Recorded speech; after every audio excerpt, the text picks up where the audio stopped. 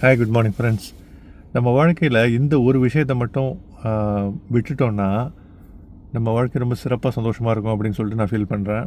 நான் ஃபீல் பண்ணுறது மட்டும் இல்லை, அது பெரும்பான்மையான உண்மையும் கூட. ஓவர் திங்கிங், அதாவது நடக்காத ஒரு விஷயத்தை இது நடந்துருமோ அப்படின்னு சொல்லிட்டு மிகையாக நினைத்து வருந்துவது. உதாரணத்துக்கு வேலை போயிடுச்சு, உதாரணத்துக்கு தான் இந்த மாதிரி 2-3 உதாரணம் சொல்கிறேன். நமக்கு வேலையே கிடைக்காது. உதாரணத்துக்கு 2 மாதம் நீங்கள் மார்க்கெட்டில் இருக்கீங்க, வேலை தேடிட்டு இருக்கீங்க, வேலை கிடைக்கல. நம்ம வாழ்க்கை ஃபுல்லாக வேலை கிடைக்காமலே போய்விடுமோ, நம்ம குடும்பத்தை எப்படி சப்போர்ட் பண்ணுறது அப்படின்னு சொல்லிட்டு ரொம்ப பேனிக் ஆகுறது, டெஸ்பரேட்டாக ரொம்ப எக்ஸாஸ்ட் ஆகுறது. அதாவது நம்ம எனர்ஜியை, நம்ம சக்தியை அளவுக்கு மீறி விரயம் செய்து பதட்டப்படுவது, பயப்படுவது. இந்த ஓவர் திங்கிங் இந்த விஷயத்துக்கெலாம் வழிவகுக்குது. அதே மாதிரி ஒரு ரிலேஷன்ஷிப்பில் நெருக்கமானவங்களுக்கு ஏதோ ஒரு சின்ன விரிசல் வந்துருச்சு அப்படின்னா, இது அப்படியே தொடர்ந்து விடுமோ, இது ரெஸ்டோர் ஆகாதோ, திருப்பியும் மறுபடியும் சீரமைக்கப்படாதோ அப்படின்னு சொல்லிட்டு ஒரு பதட்டம், அந்த ஒரு ஓவர் திங்கிங்.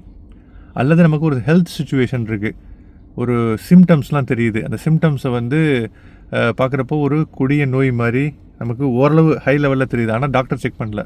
ஓவர் திங்கிங், இது அதுவாக இருக்குமோ, இது உதாரணத்துக்கு அந்த கொடிய நோயாக இருக்குமோ, இதுவாக இருக்குமோன்னு பதட்டத்திலேயே அந்த நோய் வந்தால் இருக்கிற வீரியத்தை விட அதிகமான பதட்டத்தை அந்த ஓவர் திங்கிங் கொடுக்குது. நம்ம உடலுக்கு ஒரு நெகட்டிவான எதிர்மறையான அதிர்வலைகளை கொடுத்துக்கிட்டே இருக்குது.